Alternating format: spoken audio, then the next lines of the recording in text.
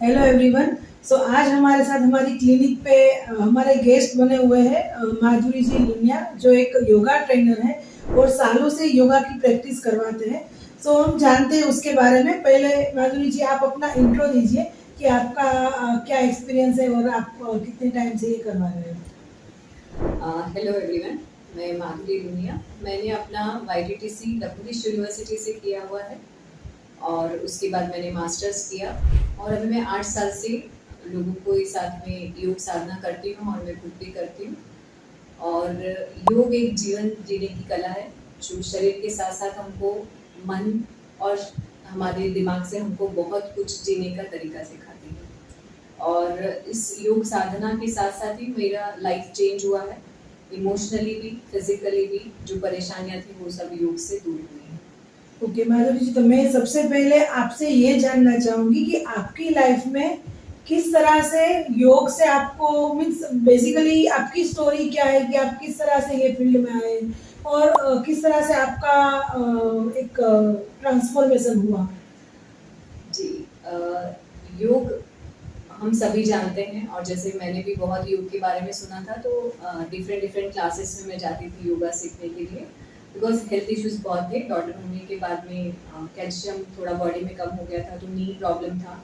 Eight the age of 22 doctors ने बोला कि आपका नी अब बैंड नहीं हो सकता है, आपको ऑपरेशन कराना पड़ेगा।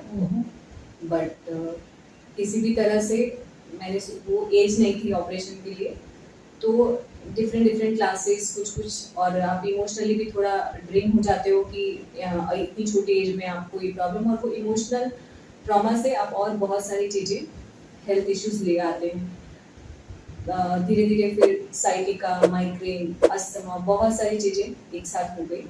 और फर्स्ट ऑफ ऑल आपको सिर्फ नी बेन का प्रॉब्लम था, जी, उसके बाद में sciatica, migraine, asthma asthma and all related to emotions. Okay. आपका कहीं ना कहीं आप इमोशनली ब्रेक हो जाते हो कि अब मेरा बॉडी काम नहीं कर रहा है, और वो आपके अंदर बॉडी में इफेक्ट करता है। Obviously at the age of 22 अगर आपको इतने सारे प्रॉब्लम है तो you can not cope up with all such thing. मतलब एक साथ वो नहीं था, बट जैसे आप टाइम जाता है कि सपोज आज एज ऑफ 22 आपके पास बच्चा है और आप कुछ कर नहीं पा रहे हो, तो आप कहीं ना कहीं बुरा फील करते हैं। फिर वेट गेन हो गया था, वेट गेन होने से और प्रॉब्लम आई, तो वो धीरे धीरे बढ़ता गया। द एज ऑफ 40 और 39 लकुलिश यूनिवर्सिटी, जहाँ मैं अपनी डॉटर को हमेशा छोड़ने जाया करती थी, निर्मा यूनिवर्सिटी में छोड़ने जाती थी। एंड मुझे ऐसा था कि यहाँ पे आना है, मुझे ठीक होना है। मुझे तब तक पता नहीं था कि वहाँ पे कोर्सेज होते हैं। तो वहाँ जाने के बाद हमने शुरू किया कि यहाँ पे कोर्स करवाते हैं टीचर ट्रेनिंग, और स्टार्ट की वहाँ से जर्नी टीचर ट्रेनिंग का। फर्स्ट डे लगा कि शायद कुछ भी नहीं कर पाऊँगी। स्टार्ट हुई जर्नी, एंड तक यही लगा कि पता नहीं क्या होगा, कैसे होगा।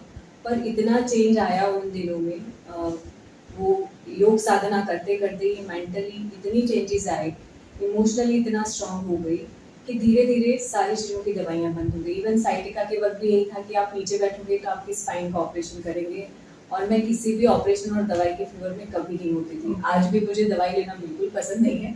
तो मुझे योग और पॉजिटिव थिंकिंग जो है वो योग से मिली, कि आपका जैसे ही इमोशंस, योग साधना से आपके इमोशंस पे आप कंट्रोल ला पाते हो, अपनी सोच पे ला पाते हैं, और वो साधना से आप धीरे धीरे सब चीज़ों से बाहर निकल जाते हैं। ओके। तो सो हमको योगा के बारे में बेसिक थोड़ी सी अंडरस्टैंडिंग दीजिए कि बहुत कुछ सुना है योगा के बारे में पर इतना कुछ किया नहीं है। सो बेसिक अंडरस्टैंडिंग क्या है योगा और प्राणायाम की। योग, जैसे इसका नाम है, जुड़ना। योग यानी कुछ दो चीज़ों का मिलना। तो किसका मिलना? शरीर और आपका मन। जब आप आसन प्रैक्टिस करते हैं और एक्सरसाइज, दोनों डिफरेंट हैं। आज के टाइम में जो बहुत कुछ योग और एक्सरसाइज को मिक्स कर दिया है, तो वो नहीं होना चाहिए। योग अलग चीज़ है, एक्सरसाइज है। अगर आप बॉडी फिटनेस के लिए कर रहे हैं वो डिफरेंट चीज़ है। योग साधना अलग चीज़ है, जहाँ पे आप स्थिर होकर बैठ सकते हो, अपने आप को अंतर्मुखी होकर देख पाए। दिस इज योग, कि आप अपने योग साधना से अपने अंदर क्या चल रहा है उसको फील कर पाओ। और जहाँ हम सिर्फ एक्सरसाइज कंटिन्यूस कुछ करते हैं, वहाँ पे आपका एक डिफरेंट चीज होती है। वो आप अपने शरीर को सुडौल बनाने के लिए बोल सकते हो करते हैं। सही बात। बट अपने आप को निरोगी बनाना है, अपना रोग प्रतिरोधक शक्ति को बढ़ाना है तो योग इज बेस्ट। प्राणायाम अगेन प्राण आयाम, यानी अपनी सांसों पे कंट्रोल करना कि आपको धीरे धीरे कैसे श्वास लेना है, कैसे उसे रोकना है, कैसे उसे धीरे धीरे छोड़ना है। क्योंकि जैसे ही आप श्वास की क्रिया पे ध्यान देते हैं, काफी बार होता है हमें पता भी नहीं होता है कि हम सांस ले रहे हैं तो पेट फूल रहा है या पेट अंदर जा रहा है। सही बात। तो वो क्रिया भी तभी आप जान सकते हो जब आप आंख बंद करके उसके बारे में सोचेंगे। तो प्राणायाम से भी हमारे शरीर में बहुत चेंजेस आते हैं, बहुत सारे चेंजेस आते हैं। आपको मन शांत होता है, आपके थॉट्स बहुत क्लियर होते जाते हैं।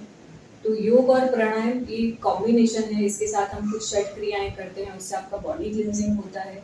एंड लास्ट इज ध्यान, जैसे हम योग में बोलते हैं 8 अंग होते हैं, यम नियम आसन प्राणायाम मीताहार, इसमें सभी कुछ आ जाता है। मीतामर जैसे आप एक डाइटिशियन है तो आप ऑब्वियसली इसके बारे में बताते हैं लोगों को।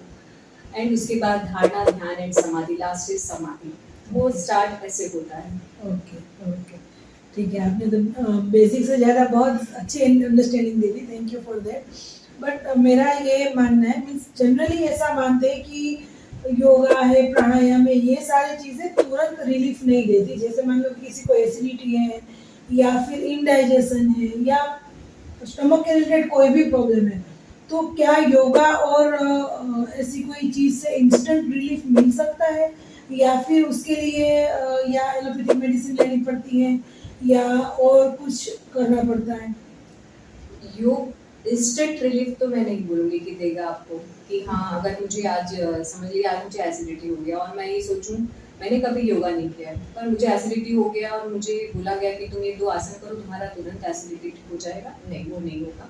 क्योंकि आपको उसका नॉलेज नहीं है कि आपको एसिडिटी क्यों हो रहा है। फर्स्ट ऑफ ऑल स्ट्रेस, आज के टाइम में जो स्ट्रेस है, अगेन एसिडिटी, इनडाइजेशन, इंसोम्निया, ये सब कुछ उसी से रिलेटेड है। तो योग आपके स्ट्रेस लेवल को कम करता है, प्राणायाम आपको शांत बनाना सिखाता है, आपकी नींद की क्वालिटी अच्छा करता है, आपका पीनियल ग्लैंड अच्छे से काम करता है, तो आप उस पर काम कर सकते हो।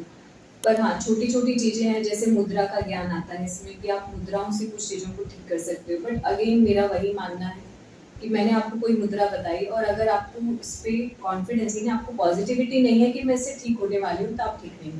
बट हाँ आपका अगर थॉट प्रोसेस है कि ये मुद्रा करने से मुझे एसिडिटी ठीक होने वाली है, चंद्रवेदन प्राणायाम जैसे है, शीतकारी है, ये सब करने से भी हमारा एसिडिटी काफ़ी रिलीफ होता है। बट उसका आपको नॉलेज होना प्लस उसके बारे में आपका विश्वास, योग विश्वास पे चलता है कि मैं जो कर रही हूँ वो मुझे ठीक करने वाला है। सही बात है, यानी पॉजिटिव एटीट्यूड बहुत ही इम्पोर्टेंट है योग करने के लिए। और लॉन्ग टर्म आप कोई चीज़ करते हो तो उसका आपको लॉन्ग टर्म बेनिफिट मिलेगा। यानी कि मैं हमेशा से ही करती हूँ प्राणायाम या योगा, तो मुझे एसिडिटी और इंडाइजेशन होने का चांस ही कम रहता है, राइट, इस तरह से। बट योग करने का कौन सा बेस्ट है? जैसे कि कई बार मॉर्निंग में बोलते हैं, रात को सोने से पहले बोलते हैं, कई लोगों को तो ऐसे लंच आवर के बाद भी, दोपहर में भी योग करते हैं। तो सबसे बेस्ट टाइम कौन सा होता है? बेस्ट मॉर्निंग टाइम है, डेफिनेटली मॉर्निंग बेस्ट टाइम है योग और प्राणायाम करने के लिए, क्योंकि आप अपनी सभी क्रियाओं से क्लियर होते हैं। आप शौच करके फ्रेश होके आप वो साधना, मैं योग को हमेशा साधना बोलती हूँ क्योंकि हमारे गुरु ने वो साधना के रूप में हमें दी है, तो वो एक साधना है। पर अभी आज के टाइम में जॉब वाले होते हैं, नहीं टाइम होता है, तो उसके लिए हम ये मानते हैं कि अगर आपने खाना खा लिया है तो 3 घंटे बाद आप योग साधना कर सकते हो, या खाना खाने से पहले कर लीजिए। शाम को भी आप करते हैं तो आपका बेसिकली आपका पेट खाली होना चाहिए, ताकि जब भी आप कुछ भी आसन, बैंडिंग वाले आसन या कुछ भी करते हैं तो आपको खाना ऊपर भी आना है। Okay okay. और सूर्य नमस्कार के बारे में ऐसा बोलते हैं कि वो जब तक सन है उसमें, यानी कि सूर्यास्त के पहले, सनसेट के पहले ही करना चाहिए, उसके बाद नहीं करना चाहिए, और सूर्य के सामने मुंह रख के करना चाहिए। तो क्या ये सही है? ये अगर हम हमारे ग्रंथों से जाने तो ये बिल्कुल सही है, क्योंकि पहले हम माना करते थे कि अष्टांग नमस्कार जो करते थे, कि मंदिरों में जाते थे तो पूरा आपके 8 अंग धरती माँ को टच होते हैं और आप नमस्कार करते थे। पहले तो पेरेंट्स को भी इसी तरह किया जाता था, पर अब आज की जो हमारा टाइम है, आज का स्ट्रेस लेवल है, तो इस पे हम अगर ना सोचे, मतलब इसका बारे में अगर आप सोचोगे तो आप शायद कर ही नहीं पाएंगे। जो जॉब वाले हैं, मॉर्निंग में टाइम नहीं है, वो नहीं कर पाएंगे, तो आप मॉर्निंग में करते हैं बेस्ट है। उसके अलावा वही अगेन आता है इसमें कि आपका पेट खाली होना चाहिए। अब सपोज अगर आपने शाम को प्रैक्टिस किया तो आपका 2 बजे तक खाना हो गया, आपने 6 बजे प्रैक्टिस की है, बहुत अच्छी बात है। प्रैक्टिस के आधे घंटे बाद आपने खाना खा लिया और हम जैसे मानते हैं सूर्यास्त से पहले खाना खा लेना चाहिए, तो उस हिसाब से आपका टाइम हो जाना चाहिए, क्योंकि खाना पचने में भी एटलीस्ट Time लगता है। 4 आवर्स 5 आवर्स चाहिए हमारी फूड को डाइजेस्ट होने के लिए। राइट, यानी सूर्यास्त के बाद नहीं करना चाहिए। नहीं करना चाहिए, पर अगेन मैं बोलूंगी कि कुछ ना करने से करना अच्छा है। सही बात है। तो आपका पेट खाली है, आपको वही टाइम है तो आपको करना चाहिए, क्योंकि सूर्य नमस्कार में भी 12 आसनास प्रैक्टिस ही हम कर रहे होते हैं। उसमें आपकी ग्लैंड्स भी काम कर रही है, आपके हाथों के पैरों के सभी चीज़ों के लिए आप काम करते हैं। तो अगेन और कुछ भी नहीं कर सकते, तो सूर्य नमस्कार इज बेस्ट। ओके। हमारे बहुत सारे क्लाइंट, बहुत सारे पेशेंट डायबिटीज वाले हैं, तो आप इसमें बताओ कि डायबिटीज कम करने के लिए कौन से ऐसे आसन है जिससे आपका जो शुगर लेवल है वो कम हो सकता है। डायबिटीज जैसे कि मेटाबॉलिक डिसऑर्डर है, आप उसमें बहुत अच्छा आप नॉलेज रखते हो डेफिनेटली। उसमें यही होता है कि आपका इंसुलिन बहुत ज़्यादा बन जाता है या उसका यूज़ अच्छे से नहीं कर पाता है। तो बॉडी हमारा जो है ये पूरा विज्ञान है, और इसके अंदर इतना विज्ञान है कि इसको जितना जानते हैं और जानने की इच्छा होती है। तो अगेन जैसे हमारी ग्लैंड्स है वो अपना काम अच्छे से नहीं करती है तो हमें प्रॉब्लम आती है, और बॉडी में बहुत सारी ग्लैंड्स हैं हमारी, तो वो जब काम नहीं करती हैं तो हमें कुछ ना कुछ प्रॉब्लम्स आती हैं। तो उसके लिए बहुत सारे आसन प्रैक्टिस होते हैं, जैसे पवन मुक्तासन है, नौकासन है, बद्धकोण आसन है, अग्निसार है, एंड धनुरासन है, एंड सूर्य नमस्कार। तो सभी आसनों में आप किसी भी प्रैक्टिस में आप कर सकते हो, पर जैसे हिरनिया का प्रॉब्लम होता है उन्हें हम मना करते हैं कि जहाँ पे पेट आपका दबता हो वो आसन आप ना करें। ओके, ठीक है। और वेट लॉस के लिए भी योगा से वेट लॉस हो सकता है। डेफिनेटली हो सकता है, योग के साथ साथ में आपका आहार, फूड तो डेफिनेटली सब जगह पे आता है, जैसे इसमें भी आता है कि योग के 8 अंगों में मिताहार, यानी आप क्या खाना खाते हैं। तो अगर हमारा फूड हैबिट अच्छा नहीं है तो योगा, हम सोचे हम तो बहुत योगा करते हैं लेकिन मैंने आज योगा किया है तो मैं कुछ भी खा सकती हूँ, तो वो काम नहीं करेगा। सही बात। तो फूड हैबिट के साथ आप योगा प्रैक्टिस करते हैं, मिताहार यानी जितनी भूख है उससे कम खाते हैं, शाम को सूर्य से आप पहले खाना खा लेते हैं। हमारी कुछ हैबिट्स हैं जो चेंज होती है। एंड सेकेंड थिंग, क्योंकि एज के साथ में अभी जैसे 40s के बाद में थोड़ा प्रॉब्लम अभी आ रहा है लेडीज लोगों को, यही कि हमारा मेटाबॉलिज्म थोड़ा लो हो जाता है, हार्मोन्स इम्बैलेंस हो जाते हैं, तो वो जल्दी मोटापा या वेट गेन बहुत जल्दी होता है। तो हम कितना फूड पे कंट्रोल करते हैं फिर भी वेट गेन होता है। तो उसका रीज़न ये है कि अगेन हमारा थॉट प्रोसेस कि थोड़ा उसे ये इस पे ले जाना कि ये चेंजेस हैं हमारी बॉडी में, और इस चेंजेस के साथ हमें अपनी बॉडी के साथ काम करना है। सही बात है। ओके, योगा थोड़ा सा स्लो लगता है generally compare to Zumba and other dancing exercise. तो योगा थोड़ा सा बोरिंग और स्लो लगता है, तो इसको थोड़ा इंटरेस्टिंग बनाने के लिए जिससे यंग जनरेशन भी योगा के साथ कोप अप करे, इंटरेस्टेड हो और अपनी लाइफ में उसको अच्छे से इंक्लूड करे, इसके लिए क्या कर सकते हैं। जैसे मैंने बोला अगेन योग साधना है, राइट। तो साधना कभी भी बिल्कुल जुम्बा टाइप तो नहीं हो सकती सही बात है। ऑब्वियसली।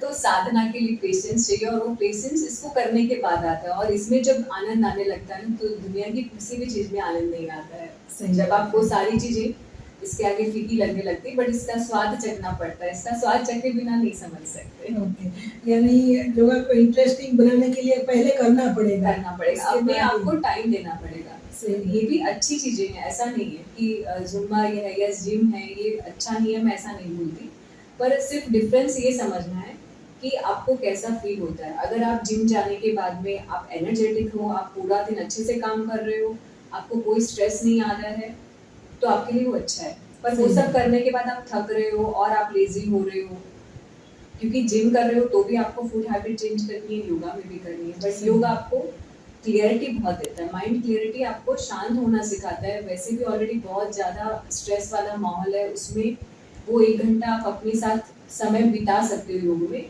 बाकी सब चीज़ों में तो हम आंखें तो ओपन है, चारों तरफ देख रही है, तो वो मन शांत तो कहीं हो ही नहीं रहा है, सिर्फ बॉडी आपका काम कर रही है, सिर्फ भाग रहे हैं। भाग रहे हैं सिर्फ, और ऑलरेडी बहुत भाग रहे हैं। सही बात है। तो आप कोई अच्छा सा संदेश दीजिए, कोई ऐसा मैसेज दीजिए हमारे पेशेंट के लिए, सारे क्लाइंट के लिए, कि वो अपनी लाइफ को किस तरह से easy, disease free, medicine free बना सकते हैं।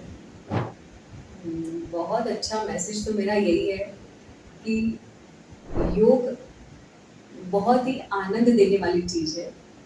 योग को जब आनंद लेके करते हैं तो इसका आनंद डेफिनेटली आप कहीं पे भी और नहीं मिल सकता। और यंग जनरेशन भी आ रही है इसमें, ऐसा नहीं है। जैसे मैं ऑनलाइन क्लासेस लेती हूँ, ऑफलाइन क्लासेस लेती हूँ, यंग बच्चे जो जॉब करते हैं वो भी करते हैं, और वो बताते हैं कि हमारा पूरे दिन का ऑफिस स्ट्रेस है, वो जब हम करते हैं आपके साथ में क्लास तो हम बहुत रिलैक्स फील करते हैं। सही बात। Young generation even at the age of 25 वाले, 30-35 वाले बच्चे, क्योंकि ऑलरेडी इतना स्ट्रेस है, जॉब का स्ट्रेस है, अभी वही यंग बच्चों में पीसीओडी, ये सारी प्रॉब्लम्स हैं, बिकॉज स्ट्रेस सब लेवल पे है अभी बच्चों सही बात को, यंग एज से बच्चों को प्रॉब्लम है। तो इसको करने से आपको पता चलेगा कि ये क्या मेथड है। बस इतना ही कहना चाहूँगी कि सब हेल्दी रहें और सब डिजीज फ्री रहे, और इसी के लिए मैं काम करना भी चाहती हूँ कि योग से ज़्यादा लोगों को कनेक्ट करें और हम आगे बढ़े।